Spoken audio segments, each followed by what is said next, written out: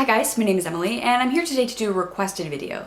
So it was requested that I talk about the annotations that I make in texts and my excessive post-it notes. I just filmed my June wrap-up and this is what most of the books look like. So I was asked to talk a little bit about what I'm doing when I'm making notes and my thought process, so I'm here to share that with you today. So some of the books that you'll see, I'm looking for specific things. This is all the mentions of female characters in The Lord of the Rings.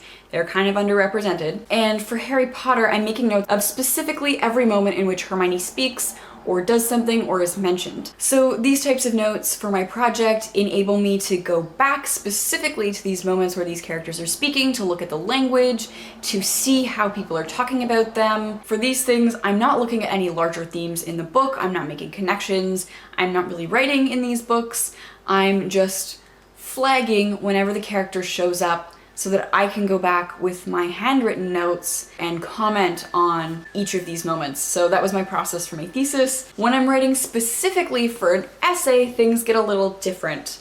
So for essay writing notes, I have Swing Low Life by Miriam Taves as an example. There are two colored post-it notes. There's the pink and there's the yellow. So when I went through the first time, I was making notes in yellow. I read the book at face value. I took notes of things that interest me. So representations of gender and examples of themes from the course that we were talking about. So this was a course on trauma, on witnessing, and on how we deal with that in literature. So anytime trauma or witnessing trauma or remembering trauma came up, I took note of that. When I decided on my essay topic, I went back with a different color post-it note and I went through specifically with my essay topic in mind. I wrote an essay on music and mental illness and how those intersect in this text. And so I went through and I made notes of every time music comes up or music as a metaphor comes up and how mental illness is discussed in the text. So the notes here enable me to write my essay, to collect my thoughts at the time of reading. They make it so much easier to write the essay because I've noted all these things. So what's always super frustrating is when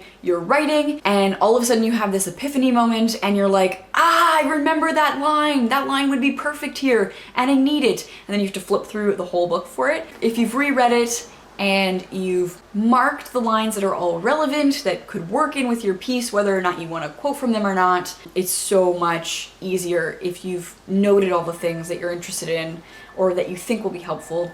So that's how I read for school. Both of these I read for a book club meeting. These were my books, so I was kind of guiding it. Here I was making connections between the texts, and when I'm reading things like this for a book club, I'm noting page numbers.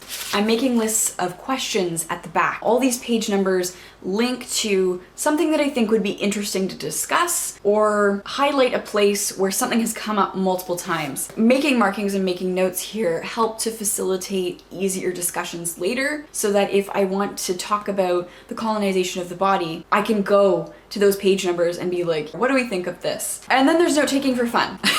And yes, I do take notes for fun. It's something that I just can't turn off at this point. So for this one, I read the two quotations at the beginning. These are meant to sort of shape our reading experience. These tell us what we're supposed to get out of the text. And then of course, throughout, I'm looking for those themes. How successfully does the book address its own themes? Also, because my research interests is strong female characters in young adult literature, I'm looking at Blue, and I'm looking at the women of 300 Foxway. So every time they do something interesting that I think might be relevant, because my biggest pet peeve is when I'm writing my thesis project and I'm like, this would be a perfect example. I need that example here because it proves that it's not an isolated incident.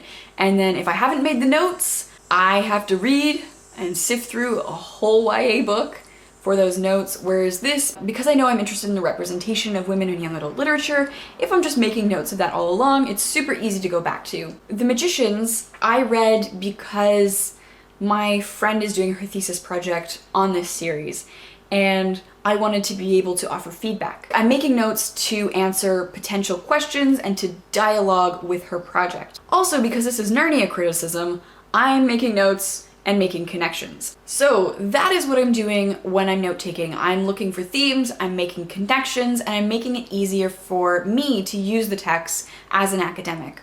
Not gonna lie, it also makes it easier to do these kind of book review videos. People have commented on how they like the style of the video, where I offer some analysis near the end. This is where the analysis comes from. It comes from making notes and making connections and being able to go back to the text and draw on these things, and if not directly quote from it, at least have the proof. So if someone in the comments goes, I don't remember that, I can be like, here's the proof. It's always really hard when you make a statement and then you can't back it up. And I think that may be the academic in me that just needs to be able to prove everything that I'm saying. And if I've said something and somebody has misinterpreted what I said, or if I've misinterpreted the text, or someone says that they think I've misinterpreted the text, I can go back to the text and think through either the criticism or support my statement. So the second part to your question was whether or not this interrupts my reading. So I'm making notes in the text. I'm making notes on the post-its if there's too much thoughts, and I'm making notes in the text. So yes, I do physically stop my reading to make these notes, but I find that it doesn't hinder my ability to read. It doesn't hinder my interaction with the story, because I'm really thinking through what these lines mean to me. It enriches my reading experience.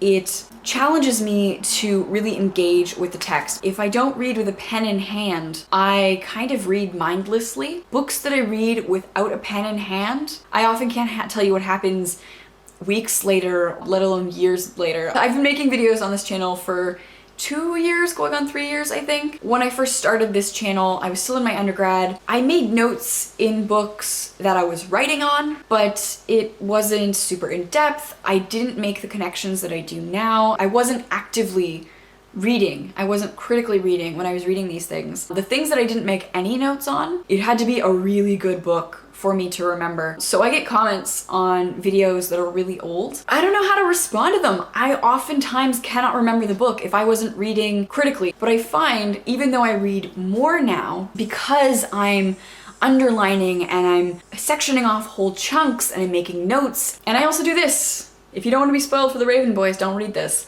For books with a lot of characters, now go through and make notes about the characters, make notes about what I'm learning about the characters, and I put page numbers. If someone asks me, what do you think of Ronan as a queer character? Do you think there's textual evidence to support that? I can be like, well, yes, I have noted down all the queer things, all the things that could be read as queer, or all the explicit reference to his queerness as a character. I am making notes to help remember the series, to help me connect with the series. Honestly, it doesn't super hinder my reading experience or engagement with the story. I think it enhances it. As for reading speed, I think it's a good thing that I'm reading slower. I'm not the fastest reader in the world. I definitely have friends who read faster, but I think I read faster than maybe the average person just because of years of practice. It's very easy for me to fly through a book this size in a couple of hours. If I'm not making notes, if I'm not stopping, I just fly through it so fast that it just doesn't stick with me. So I think making the notes slows me down enough to really digest what I'm reading beyond the surface level and really helps me to remember the story and engage with the story. So hopefully this answers your questions on my note-taking and all the post-its that you see hanging out of my books all the time. Basically, in a nutshell, the note-taking takes all the jumble that's in my head and stores it on paper for me so that I can make sense of it and I can refer back to it. Can you read a text with somebody else's marginalia in it? That is something that I struggle with, depending on how the other person was making notes. I hate highlighter. I'm perfectly okay if you went through with a pen or a pencil, but if somebody's used a highlighter, my eyes immediately skip to that section and I can't focus on the rest of the page. That may be just me. Let me know all your thoughts on marginalia in the comments down below. Thank you so much for watching, and I will see you soon. Bye!